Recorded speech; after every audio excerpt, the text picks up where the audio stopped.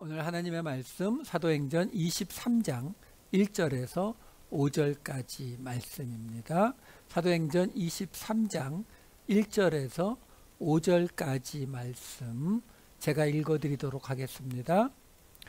바울이 공회를 주목하여 이르되 여러분 형제들아 오늘까지 나는 범사의 양심을 따라 하나님을 섬겼노라 하거늘 대제사장 아나니아가 바울 곁에 서 있는 사람들에게 그 입을 치라 명하니 바울이 이르되 회칠한다미여 하나님이 너를 치시리로다.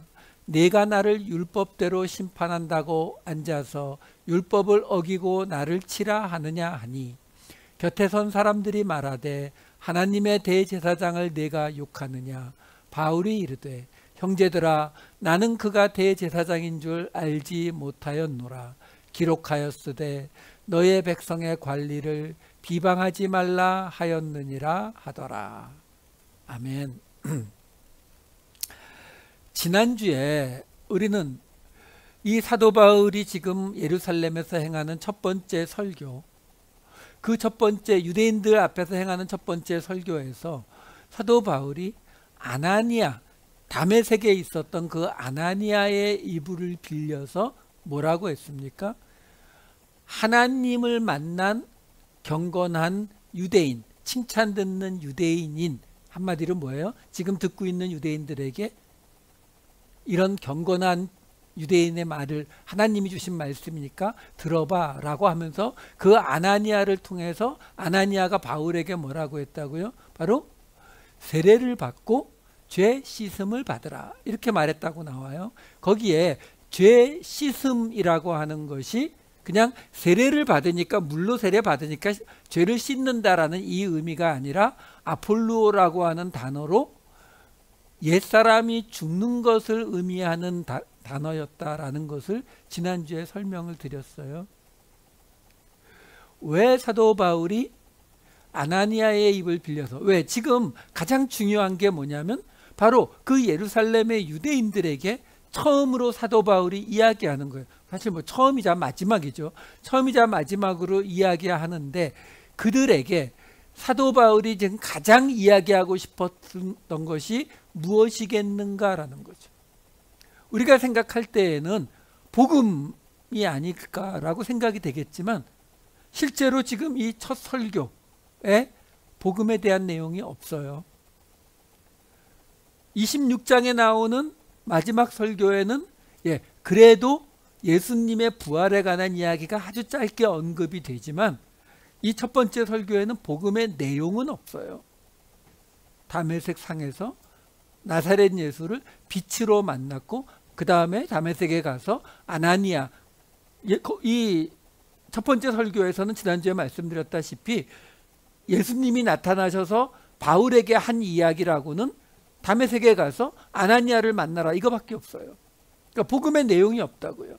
그러면 이 이야기를 통해서 지금 사도 바울이 유대인들에게 가장 하고 싶었던 이야기가 뭐겠어요? 바로 내가 하나님의 명령을 받은 아나니아를 통해서 세례를 받고 옛사람이 죽었다. 아폴로. 이 이야기를 하려고 했던 거라고요. 그래서 같은 이야기가 한 번 더 반복이 되는 게 그 뒷부분이에요. 그 부분을 이야기하고 두 번째 설교인 오늘 본문으로 들어갈게요. 지난주에 보았던 부분의 끝부분에 어떤 이야기가 나오냐면은 22장 17절에 이런 이야기가 나옵니다. 후에 내가 예루살렘으로 돌아와서 성전에서 기도할 때에 황홀한 중에 이렇게 나와요. 그러니까 지금 사도 바울이 아직 유대인들에게 이야기하고 있는 거예요. 이야기하는데 첫 번째는 지난주에 이야기한 아나니아하고 있었던 이야기를 통해서 지금 자기가 거듭났다라는 이야기를 씻음을 받았다라고 설명을 했고, 지금 두 번째는 예루살렘으로 돌아와서 성전에서 기도할 때 황홀한 중에 하나님의 말씀을 받았다라는 걸 얘기하는 거거든요. 그런데 여기서 지금 사도 바울이 무슨 말을 하고 있냐면 예루살렘에 돌아와서 성전에서 기도할 때에 황홀한 중에 이렇게 지금 말하고 있어요. 여러분 지금 이 부분이 현재 우리가 생각하는 거하고 조금 다른 부분이에요. 뭐냐면 우리는 지금 어떤 사람이 교회에 와서 기도하는데 하나님의 말씀을 받았습니다 라고 할 때 그 말을 그냥 다 믿으면 돼요? 안 돼요? 안 되죠. 예, 하나님의 말씀이 아닐 수도 있잖아요. 그렇죠? 근데 지금 여기서는 성전이에요. 성전에서, 예루살렘의 성전에서 기도할 때에 황홀한 중에, 엑스타시스, 황홀한 중에 하나님의 음성을 들었다. 이거는 잘못된 음성일 확률이 있다 없다? 없어요. 우리의 교회의 이 건물 개념과 예루살렘 성전의 개념은 전혀 다르다고요. 그 예루살렘 성전 안에 뭐 다른 이상한 귀신이 들어와서 사람들을 꼬이고 뭐 이게 가능해요? 아니요, 불가능한 거거든요. 그러니까 지금 사도 바울은 이 두 번째 이야기는 뭐라고 하고 있는 거예요? 내가 들은 하나님의 음성은 진짜다. 왜? 예루살렘 성전에서 기도할 때에 황홀한 중에 들었기 때문에. 이 엑스타시스라고 하는 단어가 사도행전에 또 사용된 곳이 어디예요? 바로 사도 베드로가 고넬료의 집에 가기 전에 환상 중에서 보자기가 내려오는 그 환상을 보잖아요. 그 장면이 사도행전 10장 10절과 11장 18절에 이렇게 나오죠. 그가 시장하여 먹고자 하며 사람들이 준비할 때에 황홀한 중에. 그래서 그 보자기 안에 있는 걸 먹어라, 먹어라 하고 하나님이 말하는데 나 이런 부정한 거 못 먹는다라고 베드로가 버텼다가 나중에 그 이후에 뭐라고 와요? 사도행전 11장 18절에 그들이 이 말을 듣고 잠잠하여 하나님께 영광을 돌려 이르되 그러면 하나님께서 이방인에게도 생명 얻는 회개를 주셨도다 하니라. 그동안 여러 번 말씀드렸지만 사도행전 크게 세 파트로 볼 때 첫 번째 파트가 베드로 파트잖아요. 두 번째, 세 번째가 바울 파트고 두 번째는 복음 전하는 파트, 세 번째는 지금 복음에 따라오는 고난에 관한 이야기라고 했잖아요. 그래서 이 앞에서도 이미 아주 여러 번 사도 바울이 베드로가 행한 일들을 거의 비슷하게 행하는 모습들을 여러 번 보여주잖아요. 여기도 똑같은 거예요. 지금 베드로가 환상 중에, 황홀한 중에 보자기가 내려온 그 사건이 어떻게 보면은 사도행전의 첫 파트의 가장 중요한 파트죠. 왜? 이방인에게 복음이, 하나님께서 이방인에게도 복음을, 생명 얻는 회개를 주시게 된 사건, 그게 확인된 사건이잖아요. 이게 있었기 때문에 두 번째 파트인 사도 바울이 이방인들에게 복음을 전할 수 있었던 거잖아요. 근데 지금 여기 세 번째 파트에 와서 사도 바울이 이제 유대인들에게 똑같은 상황이라고 지금 이야기를 해주고 있는 거예요. 우리 사도행전을 보고 있는 독자들, 누가를 통해서 무슨 설명을 하고 있는 거예요? 지금 사도 바울이 예루살렘에서 기도할 때에 황홀한 중에 베드로가 했던 거하고 똑같은 상황 속에서 하나님이 말씀을 주셨는데 지난번에 베드로에게는 이방인에게 생명 얻는 회개, 구원이 일어났다라고 하는 그야말로 엄청난 사건이었다면 이번에는 무슨 사건 때문에 하나님이 바울에게 나타나셨다고요? 22장 18절 봄에 주께서 내게 말씀하시되 속히 예루살렘에서 나가라 그들은 네가 내게 대하여 증언하는 말을 듣지 아니하리라 하시거늘. 유대인들에게 하나님이 복음을 전할 필요가 없다. 예루살렘에서 나가. 어차피 쟤네들 내 말 안 들을 거야 라고 했다는 거예요. 그러면 베드로도 환상 중에 보자기가 내려와서 그 안에 있는 거 먹어라 라고 하나님이 명령하시니까 베드로가 어떻게 했다고요? 아멘 하고 먹었던가요? 아니죠. 나 이거 못 먹어요. 나 이런 부정한 거 먹어본 적 없어요. 거절했잖아요. 하나님이 내가 정하다 한 거 내가 부정하다 하지 말라고. 그래서 베드로가 거기까지 환상을 본 거잖아요.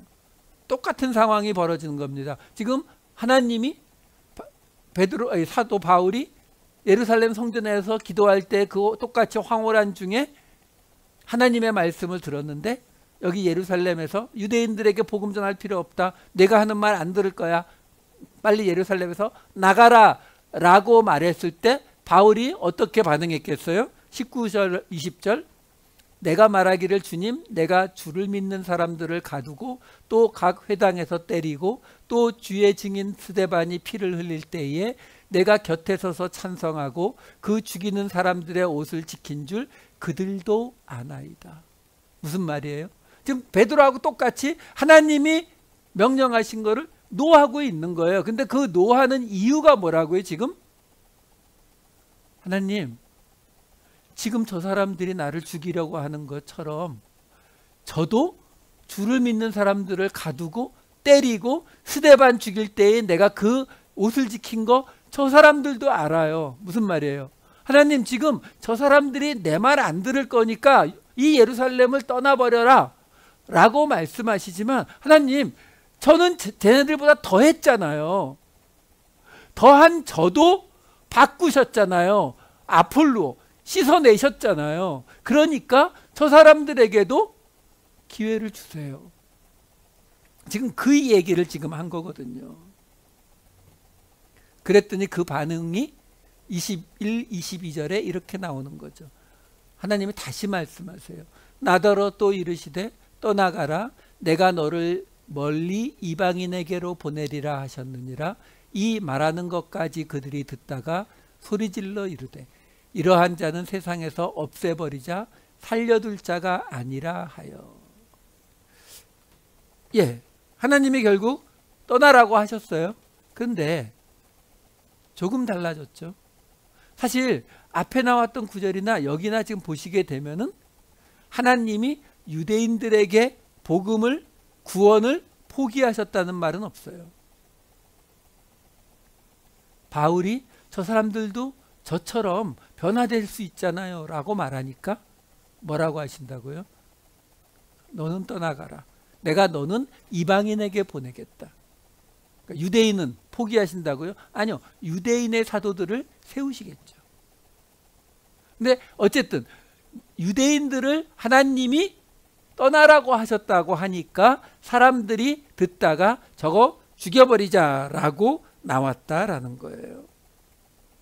자, 여기까지 보고 이제 오늘 본문으로 돌아갈게요. 23장 1절 2절 볼게요.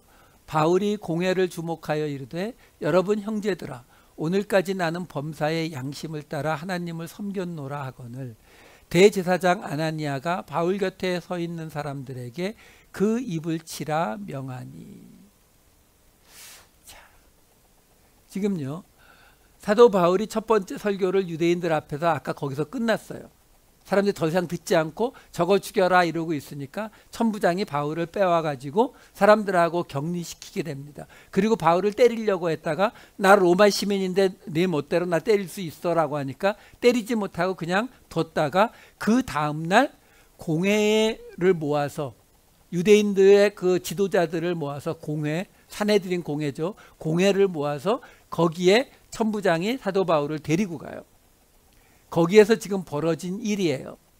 거기에서 사도 바울이 공회를 주목하여 이르되 형제들아 하면서 뭐라고 하냐면 양심을 따라 하나님을 섬겼다라고 했는데 문제는 그 말을 들은 대제사장 아나니아가 바울 곁에 있는 사람들에게 그 입을 치라라고 명했다라는 거예요.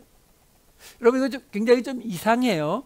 뭐가 이상하냐면 지금 이 공회 앞에 나와서 사도 바울이 한 말은 지금 딱 하나 기록되어 있어요. 형제들아 오늘까지 나는 범사의 양심을 따라 하나님을 섬겼노라. 이거밖에 말 안 했어요. 여기 지금 범사의 모든 부분, 모든 것에 양심을 따라 하나님을 섬겼대요. 근데 그 말이 당장 대제사장이 저거 입을 쳐라라고 입을 치다라는 거 우리가 대강 짐작하기에도 저 조둥아리를 그렇죠? 저 말도 안 되는 소리 하는 이거잖아요. 근데 뭐가 말이 안 돼요? 아니 범사의 양심을 따라 하나님을 섬겼다는데요. 자, 여기에 지금 이 사도 바울이 오늘까지 나는 이 1절 2절 다시 한번 화면에 보여주세요. 1절을 보시게 되면은 사도 바울이 뭐라고 말하냐면, 형제들아 오늘까지 나는 범사의 양심을 따라 하나님을 섬겼노라 하거늘, 이렇게 나오는데, 여기 양심이라고 하는 단어 옆에 어떤 단어가 생략되어 있느냐면, 원어 성경에는 아가도스라는 단어가 들어가 있어요. 우리 성경에는 이걸 번역을 안 해놓았어요. 아가도스라는 단어는 선한, 좋은, 이로운, 유용한, 이런 뜻의 의미를 갖는 단어거든요. 주로 선한 양심, 이렇게 번역을 하는 게 주된 방식이에요. 자, 문제는 이 말이 지금 이 누가가 어떤 방식으로 지금 이 이야기를 전하고 있는지를 생각해 보시면 돼요. 지금 바울이 공회에 끌려가서 공회를 주목하면서 그 이야기를 하고 있어요. 여기에 지금 공회라고 되어 있는 이 헬라어 단어는 시네드로인이라는 단어예요. 시네드로인에서 사네드린이 나온 거예요. 자, 이 시네드레인이라고 하는 이 단어는, 쉰이라는 단어는 앞에 전치사로 함께라는 뜻이에요. 영어의 with에 해당됩니다. 뒤에 어떤 단어하고 붙은 거냐면 에드라라는 단어하고 붙은 단어예요. 에드라라는 단어는 의자라는 뜻이에요. 의자. 그러니까 의자이기 때문에, 의자는 어떤 의자도 있어요?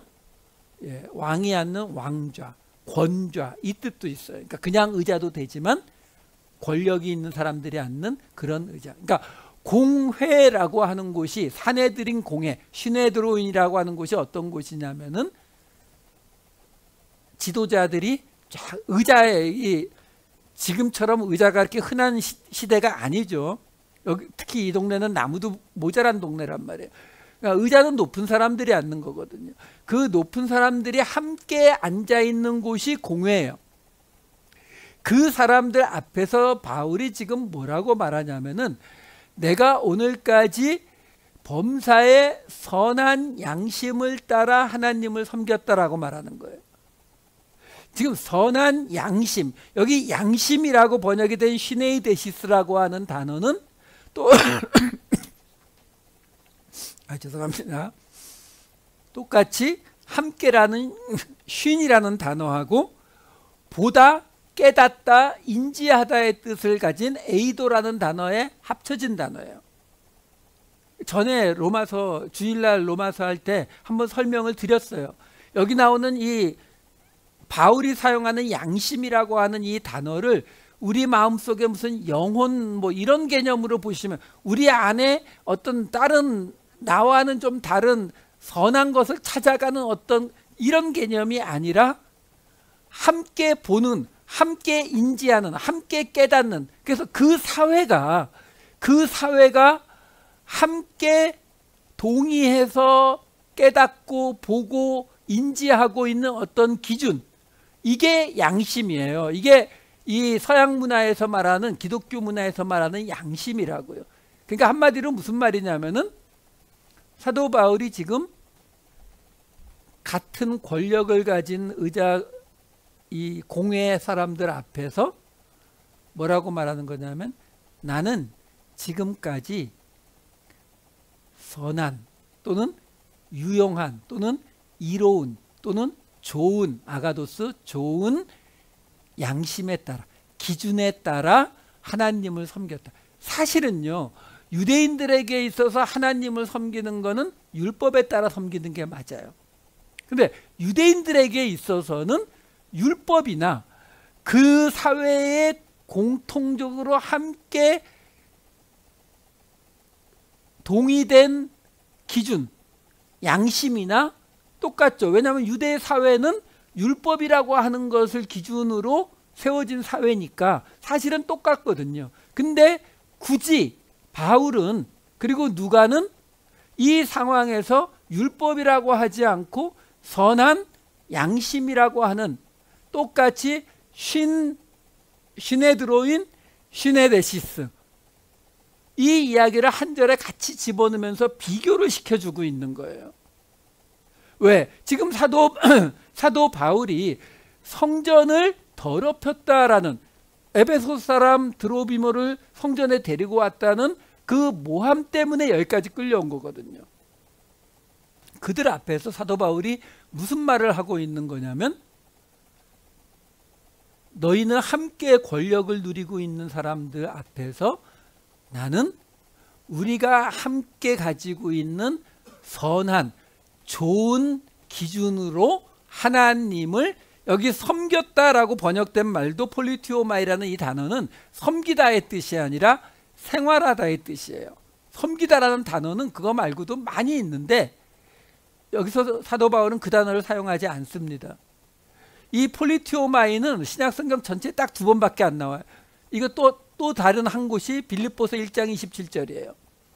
거기 보시게 되면은 오직 너희는 그리스도의 복음에 합당하게 생활하라. 이게 폴리티오마이에요.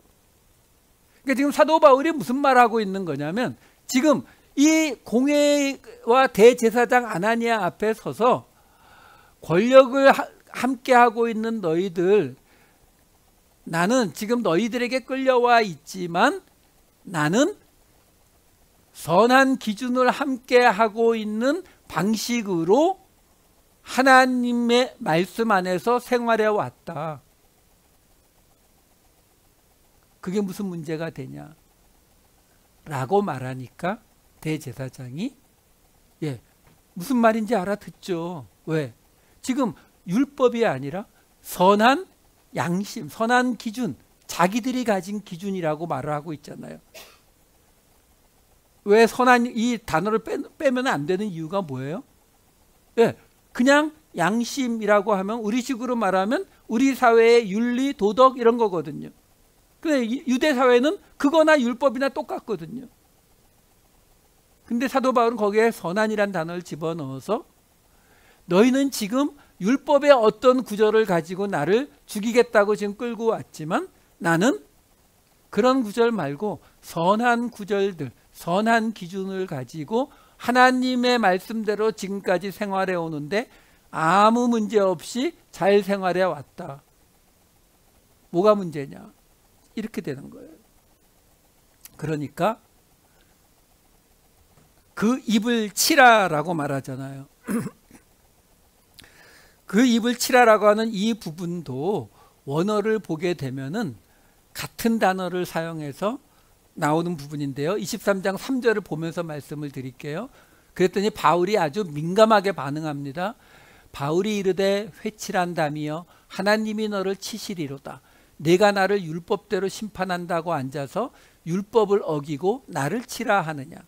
이게 지금 바로 앞에 아나니아가 저 입을 쳐라, 튜테인이라는 단어로 시작이 돼요. 그러니까 저 입을 쳐라, 바울이 이르되 쳐라, 하나님이 너를 쳐라예요. 똑같이 튜테인이라는 단어로 시작되거든요. 그러니까 누가가 지금 이 상황을 지금 계속 비교를 지금 통해서 보여주고 있는 거예요. 한마디로 말하면 뭐예요? 지금 공회와 공회, 권력을 나눈 그 아나니아를 포함한 그 사람들은 바울을 치려고 하는데 바울은 지금 뭐라고 한다고요? 하나님이 널 칠 거다라고 말하고 있는 거예요. 굉장히 강하게 말하죠. 지금 지난주에 보았던 유대인들 앞에서 이야기할 때에는, 지난주도 그랬고 아까 앞부분에서 설명드렸다시피 유대인들에게 그들에게 복음이, 구원이 취소됐다라고 하는 말은 안 하고 있다고요. 끝까지 하나님께서 바울에게 너는 떠나라, 너는 이방인의 사도로 부름받았다, 너는 떠나라 라고 이야기하지만 다른 사람을 통해서 복음이 전해질 수 있는 여지를 남겨놓고 있거든요. 거기에 비해서 지금 여기는 싸움이 아주 심해요. 사도 바울이 뭐라고 하냐면 회칠한 담이여 라고 나와요. 회칠한 담이요.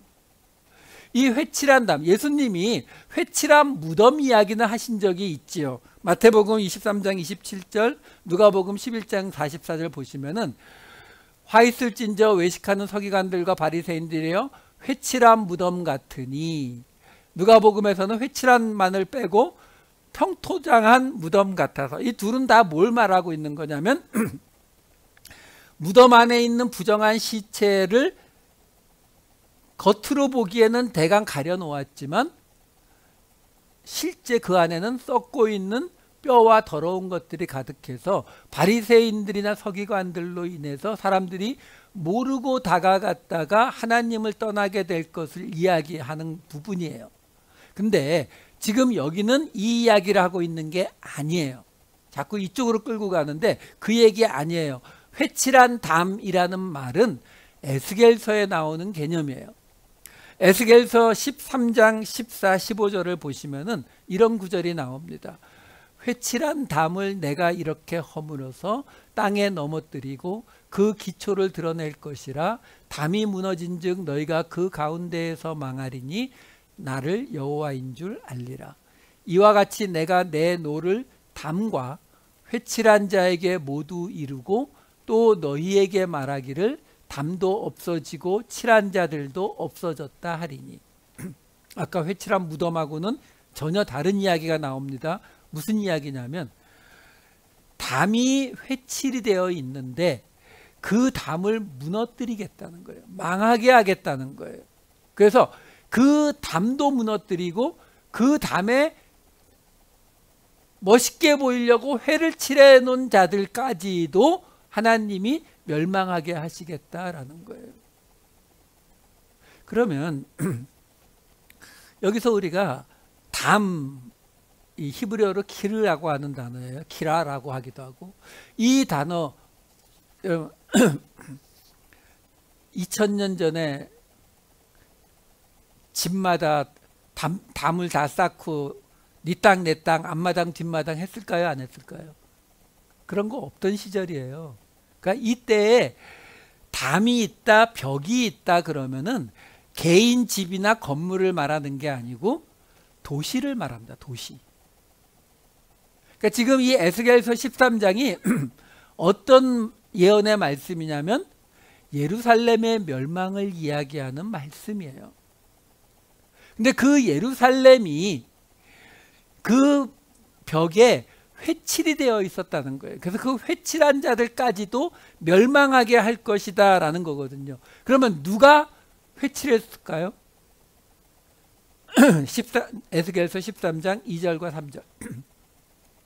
인자야 너는 이스라엘에 예언하는 선지자들에게 경고하여 예언하되 자기 마음대로 예언하는 자에게 말하기를 너희는 여호와의 말씀을 들으라. 주 여호와의 말씀에 본 것이 없이 자기 심령을 따라 예언하는 어리석은 선지자에게 화가 있을진저. 지금 이스라엘에 예언하는 그 선지자들, 하나님의 말씀이 없이 자기 마음대로 자기 심령을 따라 예언하는 그 선지자들에게 화가 있다는데 왜 그들에게 화가 있느냐면은 에스겔서 13장 5절 너희 선지자들이 성 무너진 곳에 올라가지도 아니하였으며 이스라엘 족속을 위하여 여호와의 날에 전쟁에서 견디게 하려고 성벽을 수축하지도 아니하였느니라. 자, 여기서 보세요. 지금 이 에스겔서 13장이 하나님이 예루살렘 성을 무너뜨리실 것, 곧 바벨론에 의해서 멸망당할 것에 대한 예언을 하고 계시는데, 그런데 이 말씀이 지금 누구에게 주어졌다고요? 그 거짓 예언자들이요. 아니 그러면 거짓 예언자들이 아까 바로 앞에서 봤잖아요. 그들의 문제가 뭐였어요? 하나님의 말씀을 받은 게 아니라 자기 마음에 내키는 이야기, 자기 심령에 떠오르는 이야기를 그냥 한 거. 그것 때문에 지금 하나님이 경고하고 계시는 건데, 근데 하나님이 그 선지자들에게 그러면 그들이 그 거짓 예언하지 말고 하나님의 말씀만 예언하라 라고 말해야 되잖아요. 근데 이어지는 이 5절에는 뭐라고 말하냐면 그 선지자들이 성 무너진 곳에 올라가지도 않고 성벽을 수축하지도 않았다라고 말하고 있는 거예요. 그래서 13장 9절 10절에 이렇게 나옵니다. 그 선지자들의 허탄한 묵시를 보며 거짓 것을 점쳤으니 내 손이 그들을 쳐서 내 백성의 공회에 들어오지 못하게 하며 이스라엘 족속의 호적에도 기록되지 못하게 하며 이스라엘 땅에도 들어가지 못하게 하리니 너희가 나를 여호와인 줄 알리라. 이렇게 칠 것은 그들이 내 백성을 유혹하여 평강이 없으나 평강이 있다 함이라. 어떤 사람이 담을 쌓을 때에 그들이 회치를 하는도다. 지금요, 이 거짓 선지자들에 대한 하나님의 벌이 딱 한 가지예요. 죽인다는 것도 아니고 재산을 뺏겠다는 것도 아니고 이스라엘 공동체에서 내쫓겠다는 거 하나예요. 이 정도면 할만한가요? 이스라엘 공동체에서 내쫓는 것이 하나님이 보시는 가장 중한 벌인 거예요. 근데 그 선지자들이 뭐라고 한다고요? 하나님의 백성을 유혹해서 평강이 없으나 평강이 있다고 하는 게 뭐라고요? 담을 쌓을 때 회치라고 있는 거라고요. 지금 사도 바울이 대제사장 아나니아와 공회 사람들, 같은 의자, 권력이 있는 의자에 함께 앉은 사람들 앞에서 그 사람들에게 뭐라고 이야기하냐면 회칠한 담아 이렇게 말하고 있어요. 이 에스겔서 말씀 그대로 인용하고 있는 거예요. 당연히 대제사장, 공회에 있는 사람들 다 알아듣겠죠. 뭐라고요? 거짓 선지자들아, 거짓 예언자들아, 하나님의 말씀을 받은 것이 아니라 자기들 마음에 떠오르는 대로 말하고 있는 사람들. 근데 그 사람들이 말하는 건요, 이 2500년 전 에스겔서나 2000년 전 사도 바울의 이 상황이나 지금이나 똑같아요. 평강이 없으나 평강이 있다 함이라요. 왜요? 평강이 없으면 어떻게 해야 돼요? 여러분, 교회에 평강이 없다면 그럼 어떻게 해야 돼요? 뭘 어떻게 해야 돼요? 평강이 있게 해야죠. 당연한 거 아니에요? 예루살렘에 평강이 없으면 그러면 하나님의 말씀을 맡은 자들, 지금 대제사장 아나니아는 뭘 해야 돼요? 공회는 무너진 성벽을 세워야 된다니까요. 무너진 성벽을 수축해야 된다고요. 그거 안 하니까 회칠한 담아라고 이야기하는 거예요. 여러분, 이 개념이 우리에게 굉장히 잘 없어요. 왜? 우리가 이 개인 구원에 너무 매달려 있기 때문에 내가 열심히 기도하고 내가 열심히 성경 보고 교회 생활 열심히 해서 구원받아서 나중에 천국 가면 되지, 이렇게만 자꾸 생각하거든요. 아니라니까요. 여러분, 공동체라 그랬잖아요. 지금 여기 예루살렘 성은 뭘 의미해요?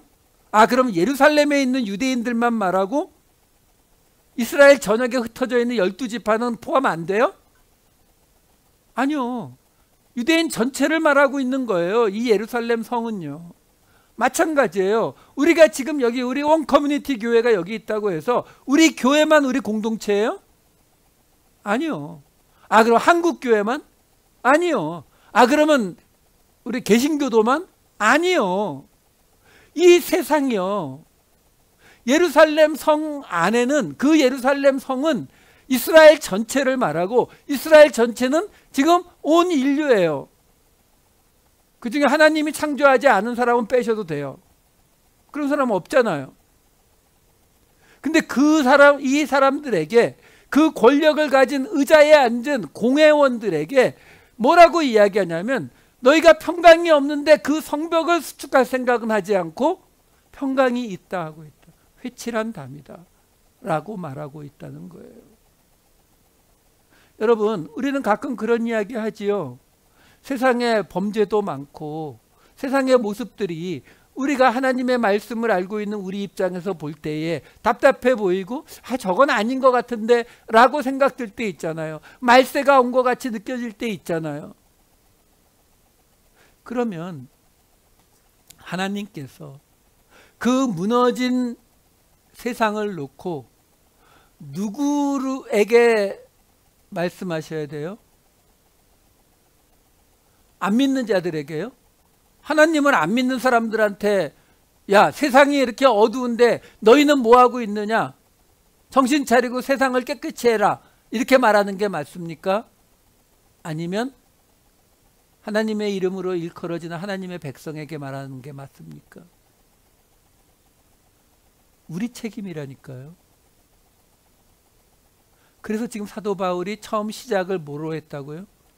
함께 앉은 공회에서 함께 선한 기준을 가진 모습으로 살아가는 모습으로 이야기하고 있는 거예요. 당신들은 당신들의 권력의 기준을 가지고 이야기하고 있지만 당신들은 지금 나라가 망한 지 500년이 지나가고 있는데도, 그렇죠? 그럼에도 불구하고 같은 유대인인 사도 바울을 어떻게 하면 죽일까? 어떻게 하면은 핍박할까? 그거 생각하고 있잖아요. 한국 교회가 문제가 많이 있다고 이야기하잖아요. 사람들이 교회를 떠난다고 이야기하잖아요. 그게 뭐예요? 성벽이 무너진 거잖아요. 그럼 성벽을 고쳐야지요. 성벽 고칠 생각은 안 하고 평안하다? 우리는 기도만 하면 돼? 우리는 우리끼리 모여서 열심히 예배만 잘 드리면 돼? 대제사장 아나니아와 공회원들이 하나님 앞에 제사를 안 드렸을까요? 예배를 안 드렸을까요? 찬양을 안 했을까요? 그럼에도 불구하고 그들은 회칠한 다마라는 말을 사도 바울로부터 듣게 되더라라는 거예요. 그들이 믿고 있는 하나님 그 성전 시스템이 지금 잘못됐다는 걸 느낀다면, 그 성전이 무너진 지 500년이 지나도록 회복되지 않고 있다는 걸 느낀다면, 새로운 복음의 구원의 소식이 들려왔을 때 적어도 그걸 고민은 해야죠. 베레아 사람들처럼 고민하면서 상고해야죠. 안 하잖아요.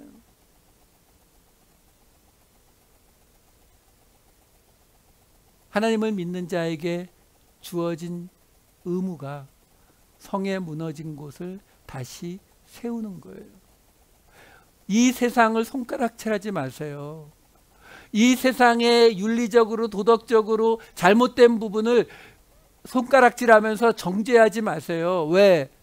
하나님이 옆에 계시면 우리한테 그러실 거예요. 저거 네 책임인데.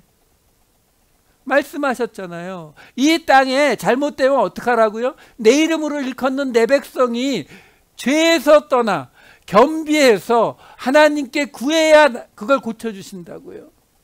그냥 우리가 저 세상이 잘못됐으니까 하나님 고쳐주세요가 아니라 내가 다시 죄에서 떠나서 겸비해서 겸손해져서 엎드려서 구하면 이 땅을 고치시겠다고 했어요.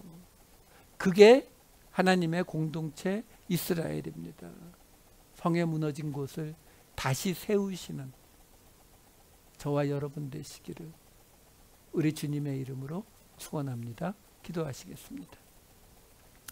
사랑이 많으신 아버지 하나님, 유대인들을 사랑했기에 그들에게는 끝까지 복음에 대한 여지를 두며